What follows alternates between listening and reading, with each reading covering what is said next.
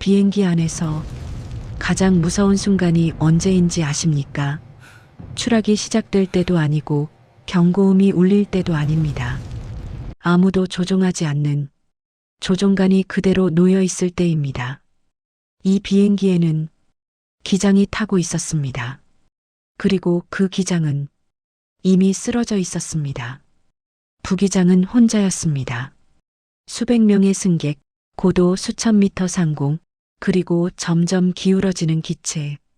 그 순간 조종석 문 밖에 한 노인이 서 있었습니다. 그는 승객이었습니다. 제복도 없고 직함도 없고 아무도 그의 이름을 부르지 않았습니다. 다만 그의 눈은 조종석을 너무 잘 알고 있었습니다. 사람들은 몰랐습니다.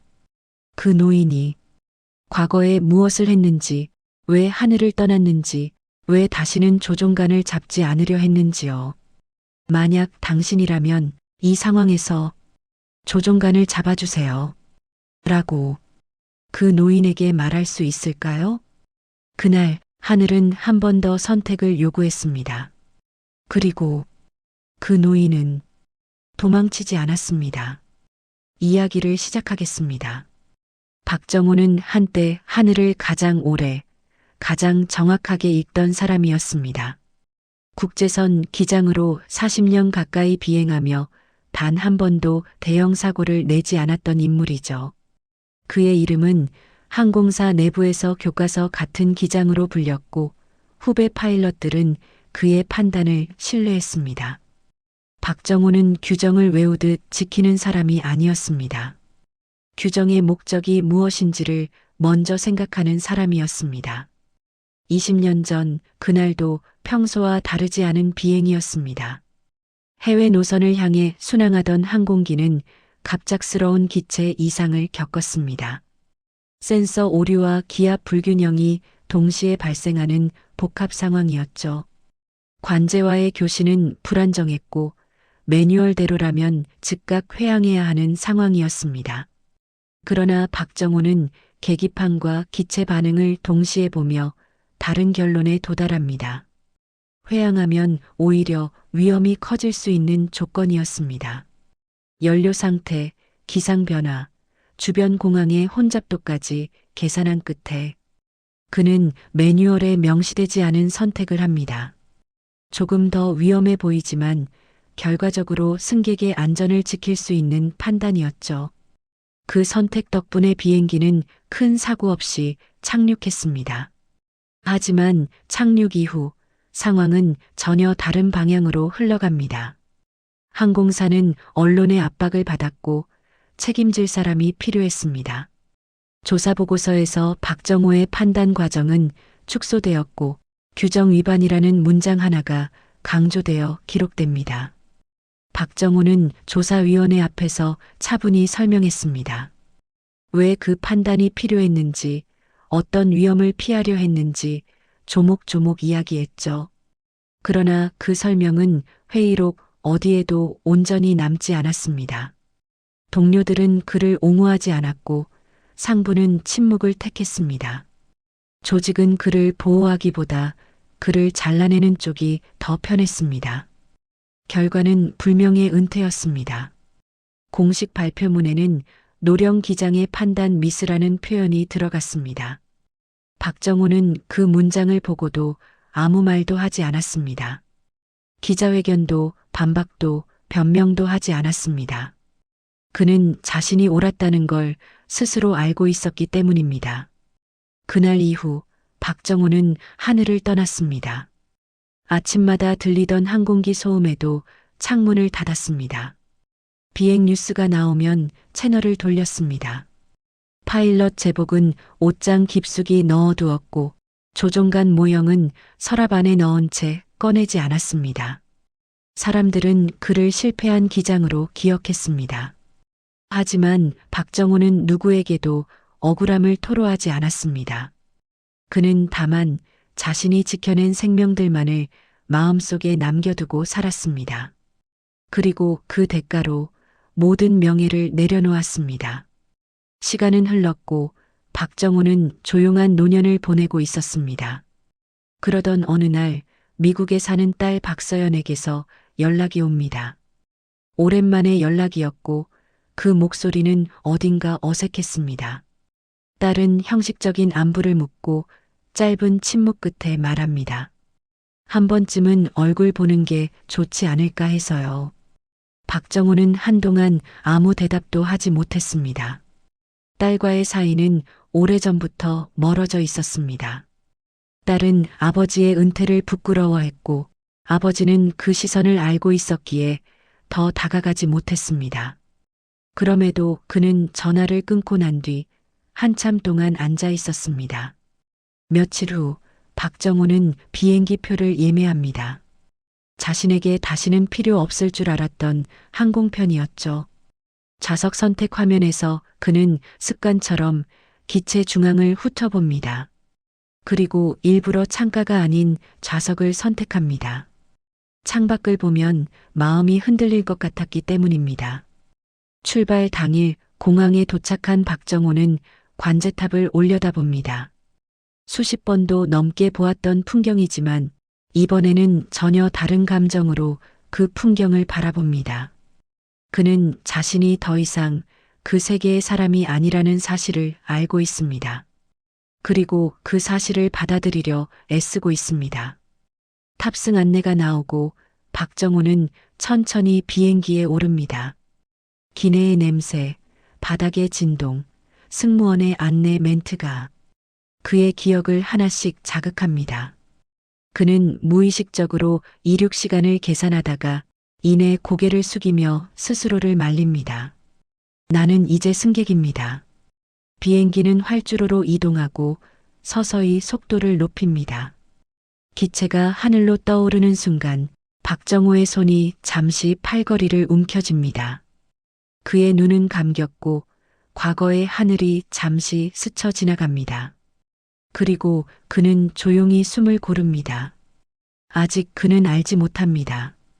이 비행이 자신의 인생에서 마지막으로 하늘과 마주하는 순간이 될 것이라는 사실을요. 비행기는 순조롭게 상승 고도에 도달합니다. 기체가 안정되자 승객들의 긴장도 서서히 풀립니다. 기내 조명은 부드럽게 밝아지고 안전벨트 사인이 꺼집니다.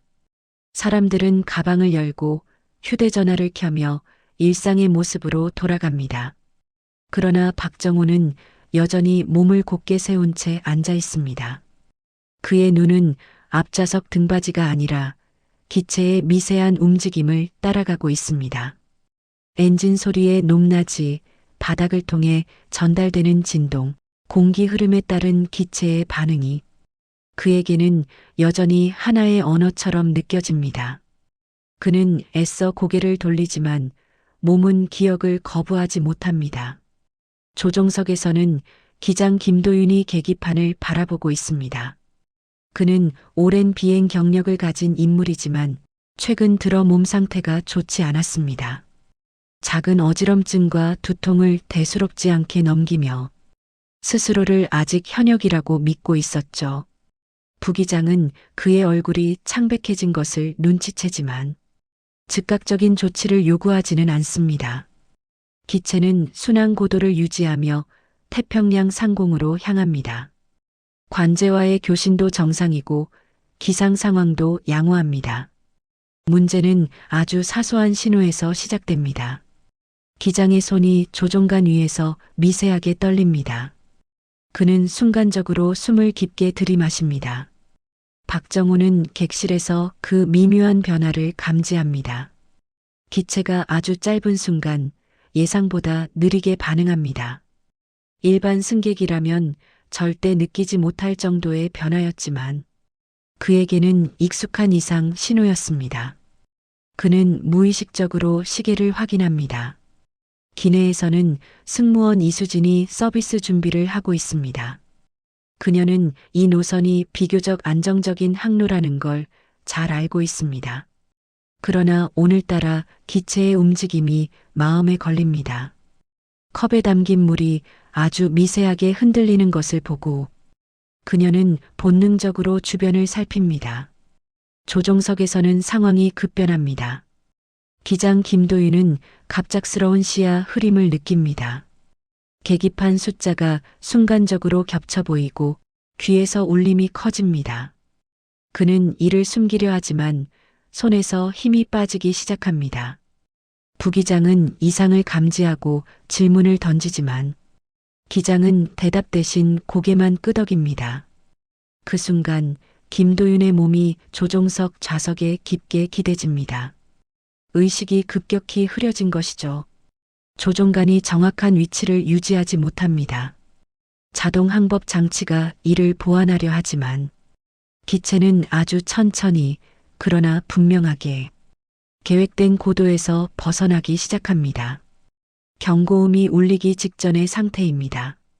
부기장은 당황하지만 혼자 모든 상황을 감당하기엔 벅찹니다. 객실에서는 아직 공포가 드러나지 않습니다. 하지만 박정호는 좌석에서 등을 고추 세웁니다.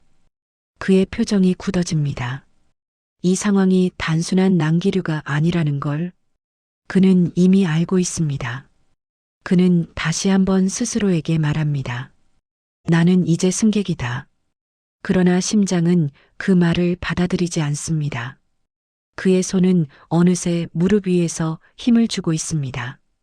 과거의 하늘이 현재로 겹쳐오고 있습니다.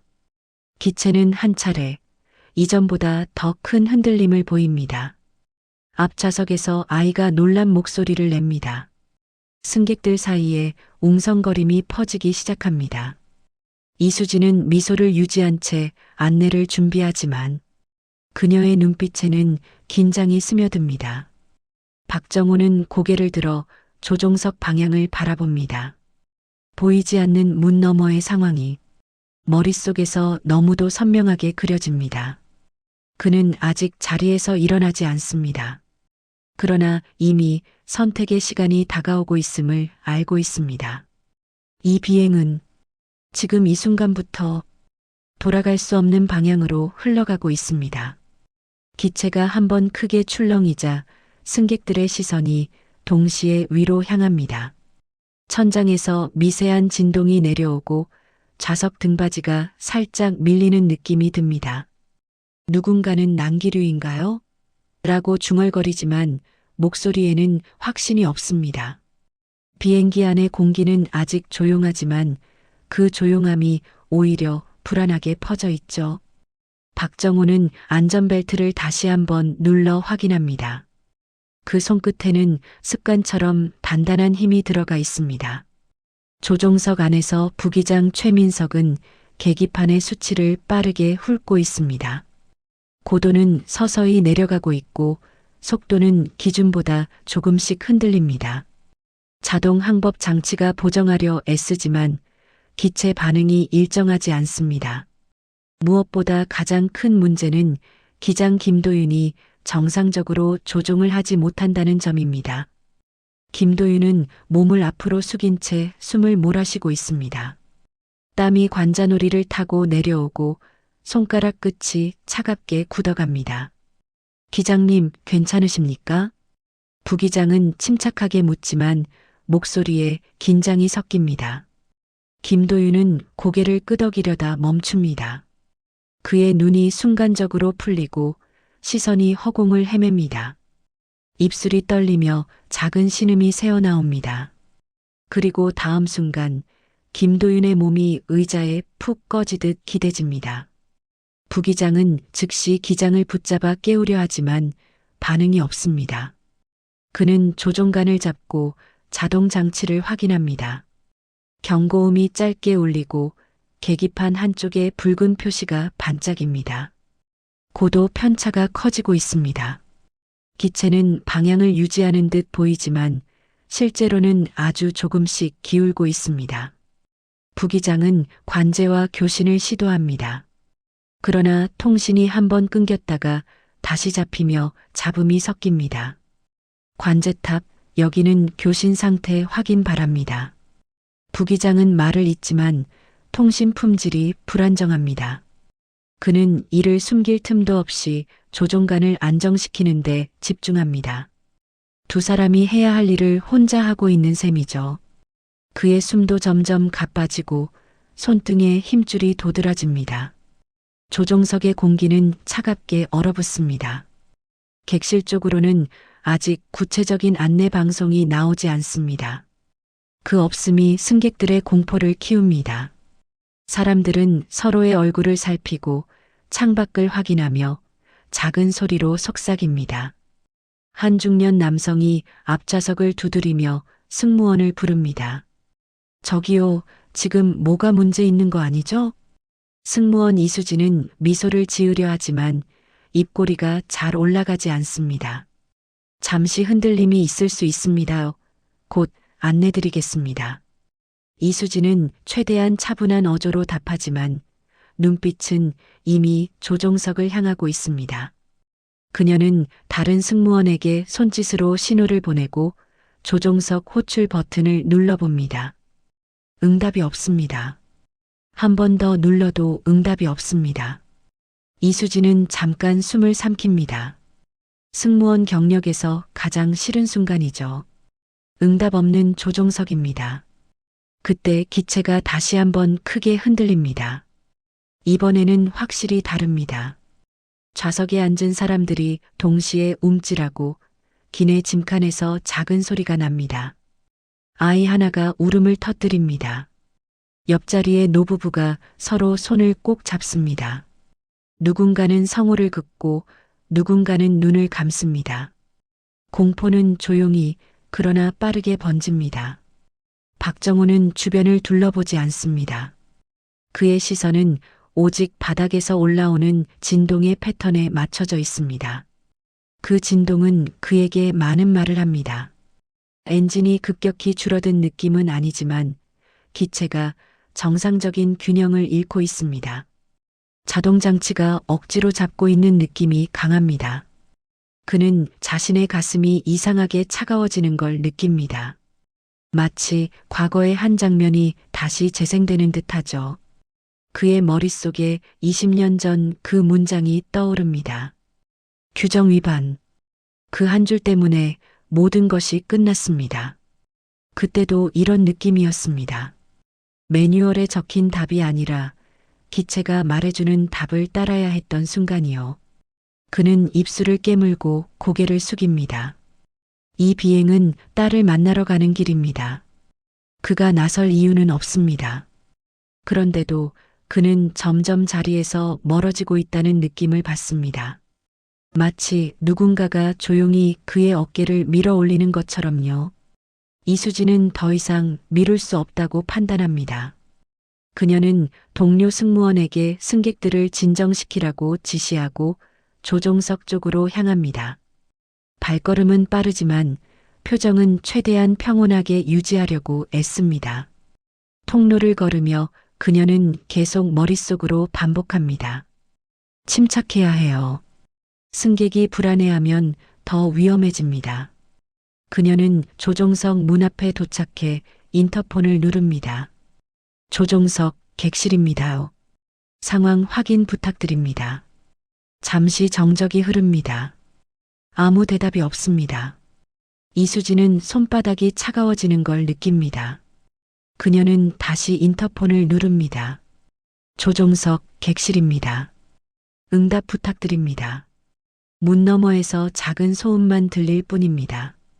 그 소음은 사람의 움직임 같은데 명확하지 않습니다. 이수진은 문 손잡이를 바라봅니다. 조종석 문은 안전 규정상 쉽게 열 수 없습니다. 하지만 응급 상황이라면 절차가 있습니다. 그 절차를 시작하는 순간 그건 사고가 됩니다. 그녀는 아직 그 단계를 밟기 두렵습니다. 그때 박정호가 자리에서 천천히 일어납니다. 급하게 움직이지 않습니다. 기체가 흔들리니 천천히 움직이는 것이 더 안전하다는 걸 아는 사람의 걸음입니다. 주변 승객 몇 명이 노인을 흘끗 바라보지만 그가 어디로 가는지 관심을 두지 않습니다. 박정호는 통로를 따라 조종석 방향으로 걸어옵니다. 이수진은 그를 보고 순간적으로 멈춥니다. 그의 걸음에서 이상한 확신이 느껴지기 때문입니다. 어르신, 지금은 자리로 돌아가셔야. 이수진이 말끝을 흐립니다. 박정호의 눈이 조종석 문을 향해 고정되어 있기 때문입니다. 그 눈빛은 단순한 호기심이 아닙니다. 그는 이미 문 너머를 보고 있는 사람처럼 보입니다. 박정호는 조용히 말합니다. 조종석 응답이 없나요? 이수진은 놀라서 눈을 크게 뜹니다. 평범한 승객이라면 이렇게 묻지 않습니다. 그녀는 짧게 숨을 들이마시고 대답합니다. 예, 연락이 안 됩니다. 박정호는 잠시 문 앞에 멈춰서서 기체의 흔들림을 느낍니다. 그는 마치 계기판을 보는 듯한 표정으로 고개를 미세하게 기울입니다. 그리고 낮게 하지만 분명하게 말합니다. 기장이 쓰러졌을 가능성이 큽니다. 이수진의 얼굴이 굳습니다. 박정호는 이어서 덧붙입니다. 부기장 혼자면 지금 상황이 오래 버티기 어렵습니다. 이수진은 그 말이 너무 정확해서 오히려 두려워집니다. 그녀는 조용히 묻습니다. 어르신 혹시... 박정호는 짧게 고개를 끄덕입니다. 전직 파일럿이었습니다. 그 말이 떨어지는 순간 기체가 또 한 번 크게 흔들립니다. 이수진은 손잡이를 붙잡고 중심을 잡습니다. 박정호는 흔들림 속에서도 균형을 잃지 않습니다. 그 균형감이 그의 말보다 더 강한 증거가 됩니다. 이수진은 잠깐 망설입니다. 규정, 절차, 책임, 모든 것이 머릿속을 스칩니다. 하지만 문 너머의 침묵은 이미 규정 밖의 현실을 말하고 있습니다. 그녀는 결심합니다. 그리고 조용히 말합니다. 그럼 지금부터 제가 안내하겠습니다. 박정호는 문을 바라보며 숨을 깊게 들이마십니다. 그가 다시는 마주하지 않겠다고 다짐했던 문입니다. 그 안에는 조종관이 있고 책임이 있고 그리고 과거의 상처가 있습니다. 그럼에도 지금 그는 알고 있습니다. 이 비행이 무너지면 자신도 함께 무너진다는 것을요. 조종석 문 앞에서 박정호는 손을 들어 인터폰 버튼을 누릅니다. 그리고 아주 차분하게 그러나 단호하게 말합니다. 조종석, 들리면 답해 주십시오. 제가 도울 수 있습니다. 문 너머에서 이번에는 아주 약한 목소리가 들립니다. 부기장의 숨소리 같은, 떨리는 움직임 같은 소리입니다. 그 작은 반응 하나가 이 비행이 아직 끝나지 않았다는 신호입니다.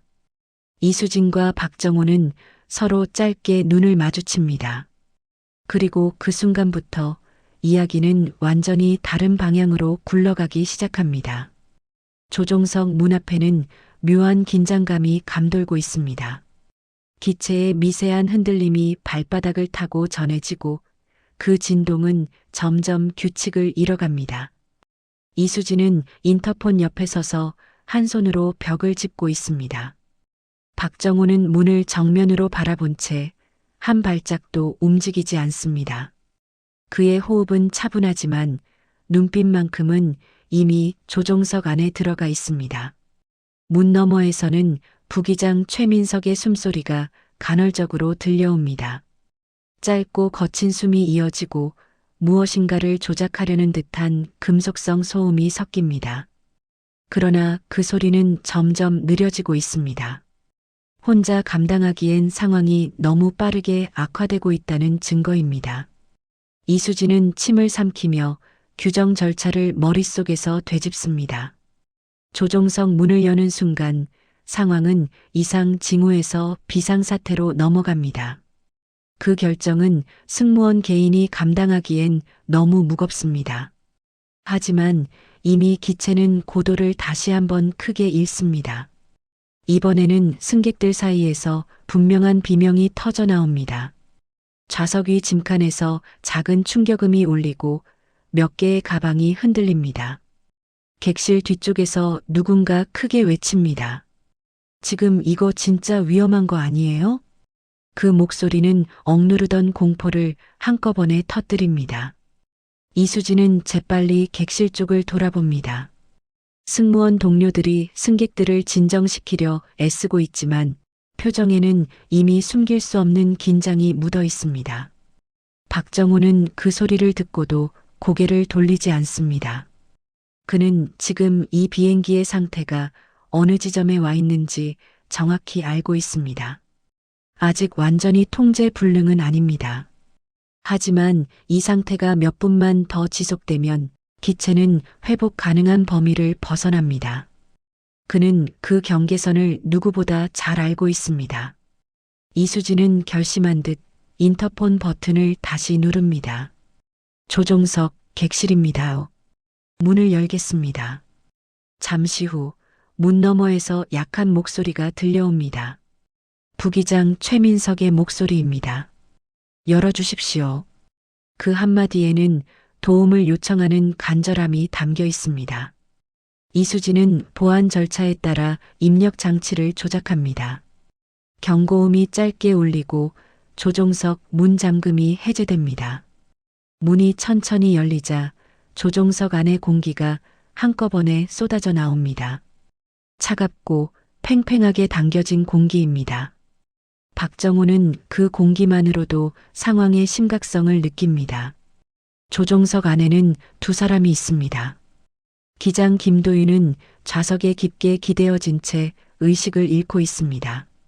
안전벨트가 그의 몸을 간신히 붙잡고 있고 머리는 한쪽으로 기울어져 있습니다. 부기장 최민석은 조종관을 잡은 채 온몸에 힘이 들어가 있습니다.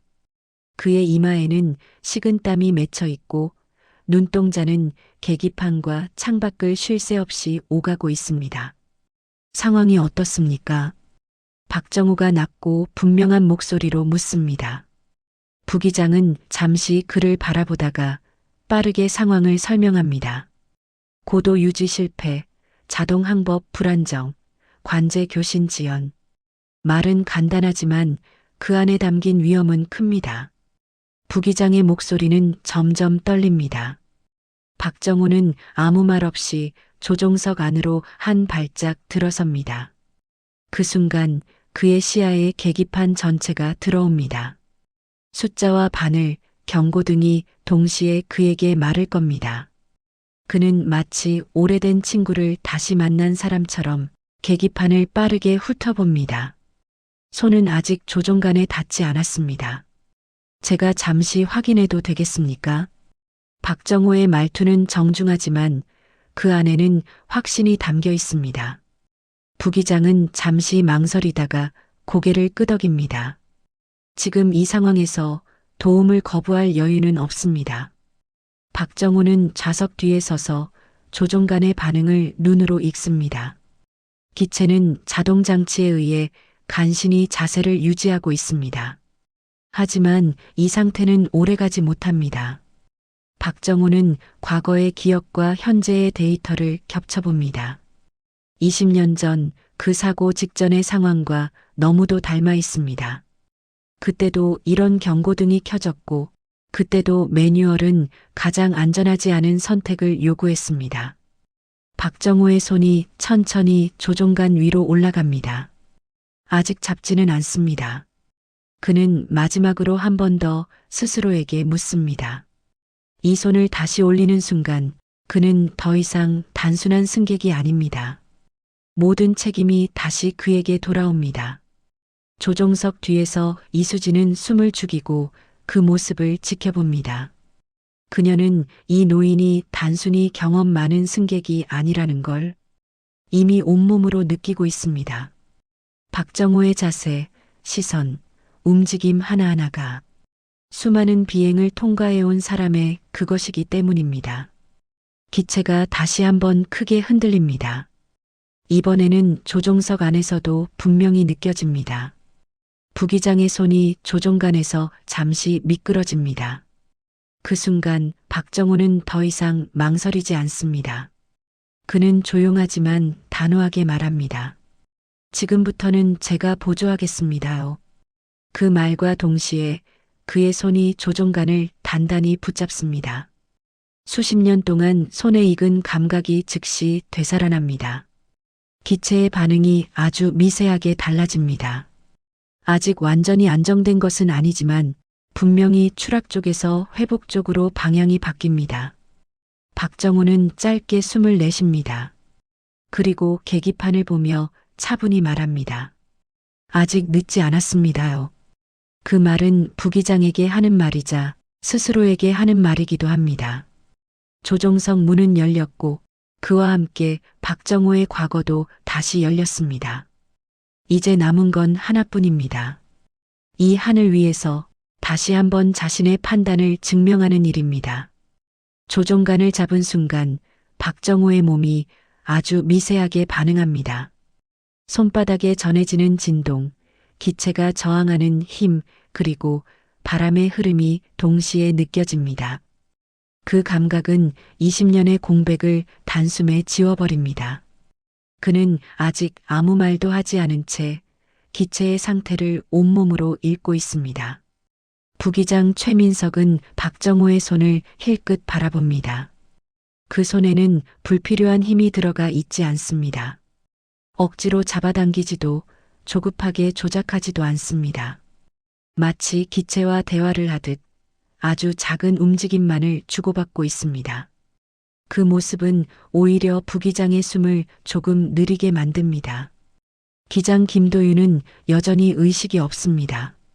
좌석에 기대어진 그의 가슴이 불규칙하게 오르내립니다. 응급 절차에 따라 산소 공급이 이루어지고 있지만 당장 깨어날 가능성은 높지 않아 보입니다. 조종석 안의 책임은 사실상 두 사람에게 넘어온 상태입니다. 박정호는 계기판을 다시 한번 천천히 흡습니다. 고도, 속도, 자세, 연료 상태. 그는 숫자 하나하나를 외우듯 확인하지 않습니다. 이미 그 조합이 어떤 상황을 의미하는지 알고 있기 때문입니다.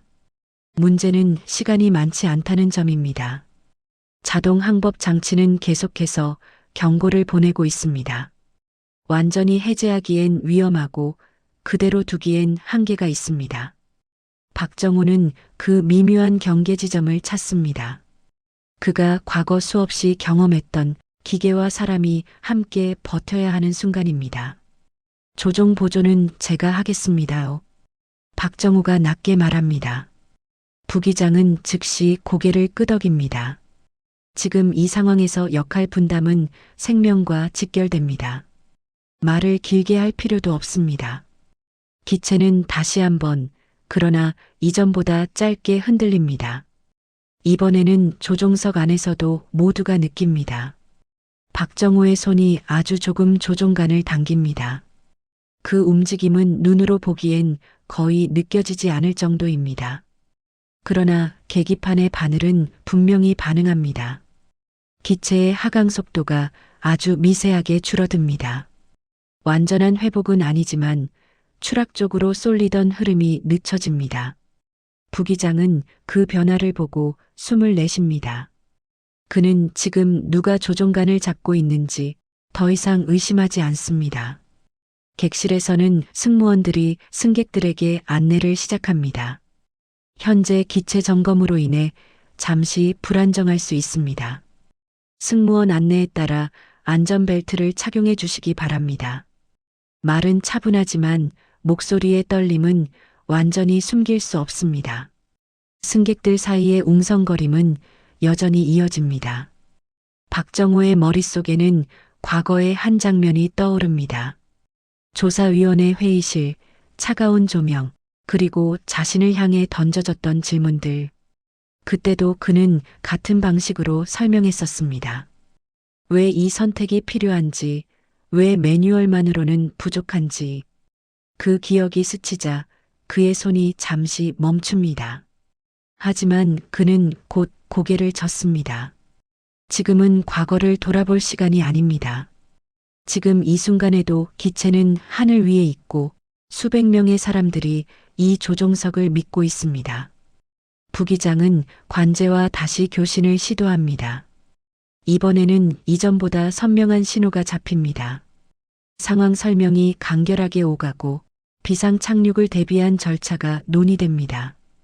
박정호는 그 대화를 들으며 이미 다음 단계를 계산합니다. 이 상태로는 장시간 비행은 어렵습니다. 그가 조용히 말합니다. 가장 가까운 공항으로 방향을 바꾸는 게 맞습니다. 부기장은 즉시 동의합니다. 두 사람의 판단은 자연스럽게 맞물립니다. 기체의 방향이 아주 서서히 바뀝니다. 급한 조작은 하지 않습니다. 박정호는 기체가 스스로 균형을 찾을 시간을 줍니다. 그 기다림은 초조함과 싸우는 일입니다. 그러나 그는 그 싸움에 익숙합니다. 조종석 뒤에서 이수진은 두 사람의 움직임을 지켜봅니다. 그녀는 박정호가 단 한 번도 목소리를 높이지 않는다는 사실을 깨닫습니다. 위기 속에서도 그는 상황을 압도하지 않습니다. 오히려 주변을 안정시키는 중심처럼 보입니다. 그 안정감이 조종석 전체에 퍼지고 있습니다. 기체의 경고음이 하나 줄어듭니다. 계기판에 붉은 불빛 하나가 꺼집니다. 아주 작은 변화지만 그 의미는 큽니다. 박정호는 그 신호를 놓치지 않습니다. 지금입니다. 그는 정확한 타이밍에 필요한 만큼만 조종간을 조정합니다. 기체는 다시 한번 크게 흔들리지만 이번에는 이전처럼 통제 불능의 느낌이 아닙니다. 마치 거센 파도를 넘는 배처럼 위험하지만 방향은 잃지 않은 상태입니다. 부기장은 그 차이를 분명히 느낍니다. 박정호는 이 순간을 알고 있습니다. 과거에도 가장 많은 비난을 받았던 선택이 사실은 가장 많은 생명을 살렸던 순간이라는 걸요. 그는 이번에도 같은 선택을 하고 있습니다. 그리고 이번에는 도망치지 않기로 합니다. 조종간 위의 침묵은 길게 이어집니다. 그 침묵 속에서 기체는 조금씩 안정을 찾아갑니다. 아직 위기는 끝나지 않았습니다.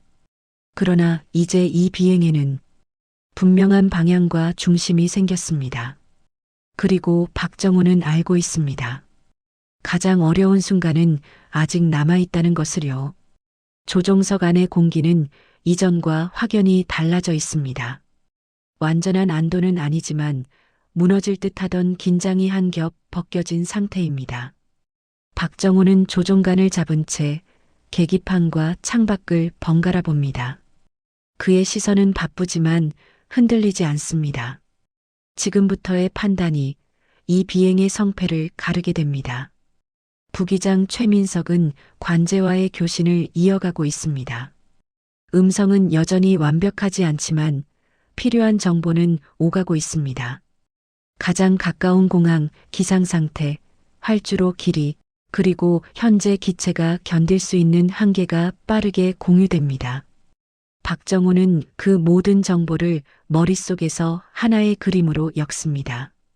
이 공항은 지형이 까다롭습니다. 그가 조용히 말합니다. 바람이 바뀌면 접근 각도가 흔들릴 수 있습니다. 부기장은 잠시 계기판을 보더니 고개를 끄덕입니다. 이 공항은 경험 없는 조종사라면 피하고 싶은 곳입니다. 객실에서는 승무원들이 비상 착륙 준비를 시작합니다. 안전벨트 착용 안내가 반복되고 좌석 등받이와 테이블 위치가 점검됩니다. 승객들의 얼굴에는 이제 숨길 수 없는 공포가 드러납니다. 울음을 참는 사람, 두 손을 모은 사람, 눈을 꼭 감은 채 아무 말도 하지 않는 사람도 있습니다. 이수진은 통로를 오가며 승객들을 살핍니다. 그녀의 목소리는 최대한 차분하지만 자신도 모르게 속도가 빨라집니다. 그녀는 조종석 쪽을 한번 바라봅니다. 문은 닫혀 있지만 그 안에 누가 있는지 이제는 분명히 알고 있습니다. 조종석 안에서 박정호는 접근 경로를 계산합니다. 기체의 현재 무게, 연료량, 바람의 방향. 그는 머릿속에서 이미 착륙 장면을 몇 번이고 그려봅니다. 이 공항에 마지막으로 내렸던 건 은퇴하기 훨씬 전입니다. 그때의 기억이 지금 다시 살아납니다. 기체가 공항 접근 구간에 들어서자 바람의 영향을 더 직접적으로 받기 시작합니다. 기체가 좌우로 흔들리고 자동장치가 이를 따라잡으려 애씁니다. 박정호는 자동장치를 완전히 믿지 않습니다. 그는 기체가 어디까지 스스로 버틸 수 있는지를 먼저 봅니다. 여기서부터는 제가 직접 조정하겠습니다. 그의 말은 요청이 아니라 판단입니다. 부기장은 즉시 역할을 넘깁니다. 두 사람 사이에는 설명이 필요 없습니다. 같은 언어를 쓰는 사람들이기 때문입니다. 조종관이 다시 한번 미세하게 움직입니다. 이번에는 이전보다 분명한 조작입니다. 기체가 잠시 크게 흔들리지만 곧 방향을 바로잡습니다. 계기판의 수치들이 서서히 안정 구간으로 들어옵니다. 기체 접근 경보가 울립니다. 고도와 거리, 모든 것이 빠르게 줄어듭니다. 박정호의 시선은 활주로 끝을 정확히 잡고 있습니다. 그는 눈을 크게 뜨지도 이를 악물지도 않습니다. 그저 해야 할 일을 하고 있을 뿐입니다. 부기장은 착륙 체크리스트를 읽어내려갑니다. 박정호는 고개로만 신호를 보냅니다. 불필요한 말은 하지 않습니다. 지금은 한 음절도 흔들려서는 안 되는 순간입니다. 조종석 안의 침묵이 더 무겁게 내려앉습니다. 객실에서는 착륙 안내 방송이 나옵니다. 곧 비상 착륙이 예정되어 있습니다. 승무원 안내에 따라 준비해 주시기 바랍니다. 그 말이 끝나자 기내는 정적에 가까워집니다. 누군가는 흐느끼고 누군가는 옆 사람의 손을 꽉 잡습니다. 이수진은 좌석 사이에 멈춰서서 승객 한 명 한 명의 얼굴을 바라봅니다. 그녀는 지금 이 비행이 누군가의 인생에서 가장 무서운 순간이 될 수 있다는 걸 알고 있습니다. 그래서 더 침착하려 애씁니다. 조종석에서는 마지막 접근 단계에 들어섭니다. 바람이 갑자기 방향을 바꿉니다. 기체가 한쪽으로 크게 쏠립니다. 부기장의 숨이 멎는 듯한 순간입니다. 박정호의 손이 즉각 반응합니다. 그는 과하게 조종하지 않습니다. 바람이 지나갈 시간을 줍니다. 기체가 스스로 균형을 찾을 틈을 만듭니다. 그 짧은 기다림이 기체를 다시 중심으로 끌어옵니다. 활주로가 눈앞에 들어옵니다. 불빛들이 빠르게 다가옵니다. 고도는 낮아지고 속도는 기준선에 맞춰집니다. 박정호의 이마에 아주 얇은 땀이 맺힙니다. 그러나 그의 손은 여전히 안정적입니다. 착륙합니다. 그의 낮은 한마디가 조종석에 울립니다. 바퀴가 활주로에 닿는 순간 기체가 크게 흔들립니다. 충격이 좌석을 타고 객실 전체로 퍼집니다. 한 번, 두 번, 기체가 활주로를 달립니다. 브레이크가 작동하고 속도가 빠르게 줄어듭니다. 그리고 마침내 기체는 멈춰섭니다. 조종석 안에는 몇 초간 아무 소리도 없습니다. 박정호는 조종관에서 손을 떼지 않습니다. 부기장도 말을 하지 않습니다. 그 침묵은 실패의 침묵이 아닙니다. 살아남았다는 침묵입니다. 객실에서 누군가의 울음이 터져 나옵니다. 곧 박수 소리가 번집니다. 안도의 숨, 감사의 말, 서로를 끌어안는 소리가 뒤섞입니다. 비행기는 땅 위에 있지만 사람들의 감정은 아직 하늘에 머물러 있습니다. 박정호는 천천히 숨을 내쉽니다. 그제야 그는 조종관에서 손을 뗍니다. 그 손은 조금 떨리고 있습니다. 그는 그 떨림을 숨기지 않습니다. 이제는 숨길 이유가 없기 때문입니다. 이 비행은 착륙했습니다. 그러나 박정호의 이야기는 이제 막 가장 중요한 지점에 도착했습니다. 기체가 완전히 멈추자 조종석 안의 긴장도 서서히 풀립니다. 엔진 소리가 낮아지고 경고음은 하나씩 사라집니다. 박정호는 아직 좌석에서 일어나지 않습니다. 그는 이 짧은 정적이 얼마나 귀중한지 잘 알고 있습니다요. 살아남았다는 사실을 몸이 받아들이는 시간입니다. 부기장 최민석은 깊게 숨을 들이마셨다가 내쉽니다. 그제야 자신의 손이 얼마나 떨리고 있었는지 깨닫습니다. 그는 박정호를 바라보며 고개를 숙입니다.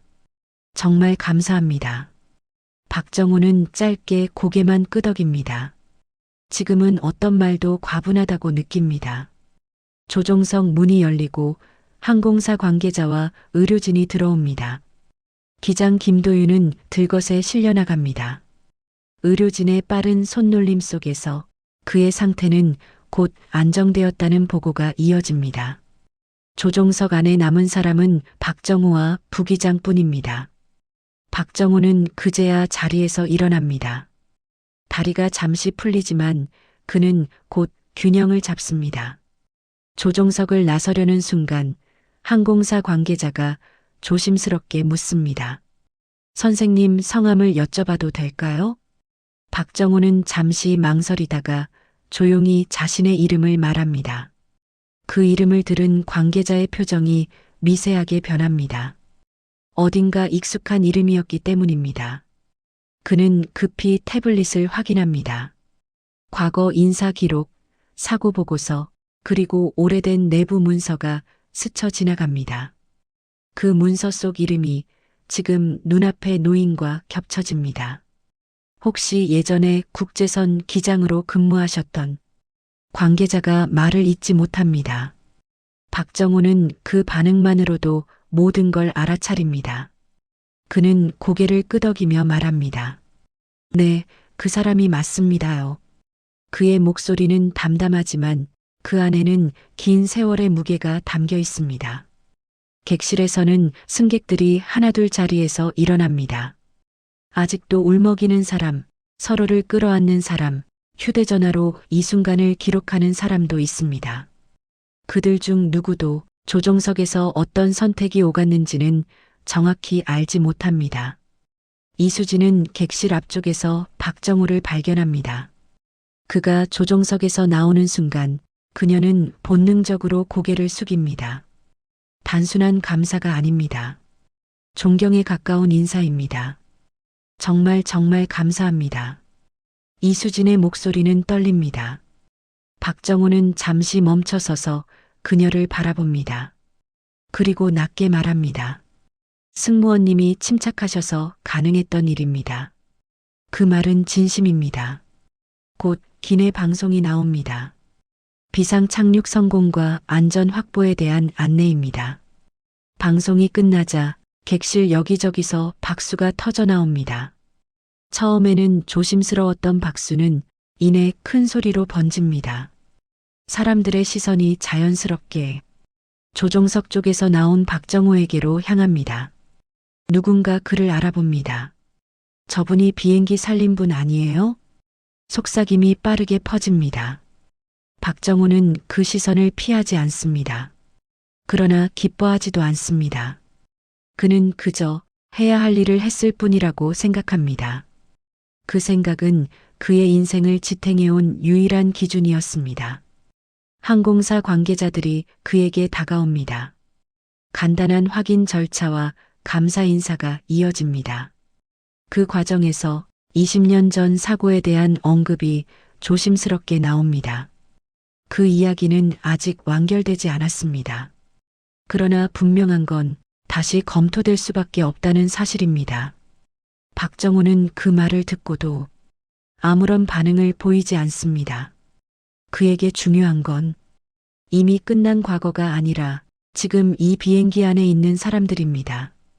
그때 탑승 명단을 확인하던 직원이 한 이름 앞에서 멈춥니다. 박서연님. 그 이름은 박정호의 심장을 아주 조용히 그러나 분명하게 두드립니다. 그는 천천히 고개를 듭니다. 딸이 이 비행기에 타고 있다는 사실을 그는 이제야 실감합니다. 그동안 떠올리지 않으려 했던 얼굴이 머릿속에 선명하게 그려집니다. 박정호는 갑자기 조종석에서보다 더 큰 긴장을 느낍니다. 하늘에서의 판단보다 딸 앞에 서는 일이 그에게는 더 어려운 일이기 때문입니다. 그리고 그는 아직 알지 못합니다. 딸 박서연이 이미 이 비행의 진실을 조금씩 알아가고 있다는 사실을요. 비행기가 완전히 멈춘 뒤에도 기내의 시간은 바로 움직이지 않습니다. 사람들은 안전벨트를 풀지 못한 채 자신이 정말 살아있는지 확인하듯 서로의 얼굴을 바라보고 있습니다.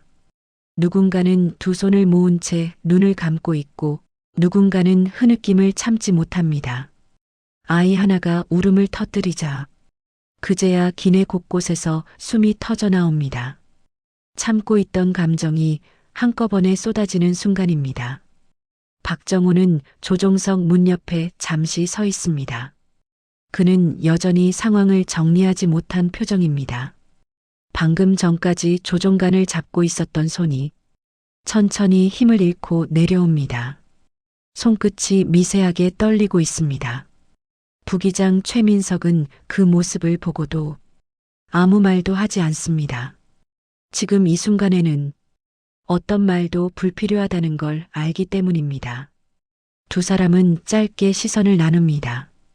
그 눈빛 안에는 설명하지 않아도 되는 모든 것이 들어 있습니다. 잠시 후 기내 방송이 다시 울립니다. 비상 착륙 성공과 안전 확보에 대한 안내입니다. 방송이 끝나기도 전에 객실에서 박수가 터져 나옵니다. 처음엔 조심스러운 박수였지만 곧 큰 소리로 번집니다. 사람들은 누가 시킨 것도 아닌데 자연스럽게 조종석 쪽을 바라봅니다. 그리고 그곳에서 걸어 나오는 한 노인을 발견합니다. 그의 걸음은 빠르지 않고 등은 약간 굽어 있습니다. 그러나 이상하게도 그 모습이 작아 보이지 않습니다. 이수진은 객실 앞에서 그를 맞이합니다. 그녀는 말없이 깊게 고개를 숙입니다. 승무원으로서가 아니라 한 사람으로서의 인사입니다. 박정호는 잠시 당황한 듯 하다가 작게 고개를 끄덕입니다. 그때 항공사 관계자와 공항 직원들이 다가옵니다. 간단한 확인 절차가 이어지고 그의 이름이 다시 한번 불립니다. 박정호님. 그 이름을 듣는 순간 몇몇 직원의 표정이 달라집니다. 오래된 기록, 잊힌 사고 보고서, 그리고 과거의 판단이 조용히 수면 위로 올라옵니다. 아직 누구도 말로 꺼내지는 않지만 모두가 느끼고 있습니다. 이 비행은 단순한 사고가 아니라는 것을요. 박정호는 그 시선을 피하지 않습니다. 그러나 설명하려 하지도 않습니다. 그는 이제 더 이상 자신을 변호할 필요가 없다고 느낍니다. 하늘 위에서 이미 모든 대답을 했기 때문입니다. 승객들이 하나둘 통로로 나오기 시작합니다. 누군가는 그를 알아보고 조심스럽게 말을 겁니다. 정말 감사합니다. 덕분에 살았습니다. 박정호는 그 말에 고개를 깊이 숙이지도 손사래를 치지도 않습니다. 그저 조용히 말합니다. 다 같이 잘 내려온 겁니다. 그 말은 겸손이 아니라 그의 인생 전체를 관통한 태도입니다. 출구 쪽에서 한 여자가 멈춰 서 있습니다. 박서연입니다. 그녀는 비행기 안에서 들려온 소문을 이미 모두 들었습니다. 기장이 쓰러졌다는 이야기, 전직 파일럿이 조종관을 잡았다는 이야기, 그리고 그 인물이 자신의 아버지라는 사실까지요. 그녀는 쉽게 다가오지 못합니다. 아버지를 향한 감정이 한 가지가 아니기 때문입니다. 존경, 미안함, 그리고 오래 묻어두었던 거리감이 한꺼번에 올라옵니다. 박정호는 그녀를 먼저 발견합니다. 그 순간 하늘에서보다 더 큰 긴장이 그의 가슴을 조입니다. 그는 조종석에서는 흔들리지 않았지만 딸 앞에서는 그렇지 못합니다. 두 사람은 몇 걸음 떨어진 채 서로를 바라봅니다. 말이 나오지 않습니다. 서연의 눈가가 먼저 졌습니다. 그리고 그녀가 천천히 고개를 숙입니다. 아빠, 고생 많으셨어요. 그 한마디에 박정호의 숨이 흔들립니다. 그는 아무 말도 하지 못한 채 딸 앞에 서 있습니다. 평생 수많은 착륙을 해왔지만 이 순간만큼은 어떻게 내려야 할지 알지 못합니다. 그는 조심스럽게 딸의 어깨에 손을 올립니다. 그 손은 조종간을 잡을 때보다 더 떨립니다. 그러나 이번에는 그 손을 놓지 않습니다. 공항 밖에서는 과거 사고에 대한 제조사 이야기가 조심스럽게 흘러나옵니다. 하지만 박정호는 그 소식에 더 이상 매달리지 않습니다. 그에게 가장 어려운 착륙은 이미 끝났기 때문입니다. 하늘에서 쫓겨났던 한 노인은 다시 하늘로 돌아가지 않습니다. 그러나 그는 자신의 인생에서 가장 중요한 비행을 끝까지 완주했습니다. 그리고 그 마지막 착륙지는 활주로가 아니라 사람의 마음이었습니다.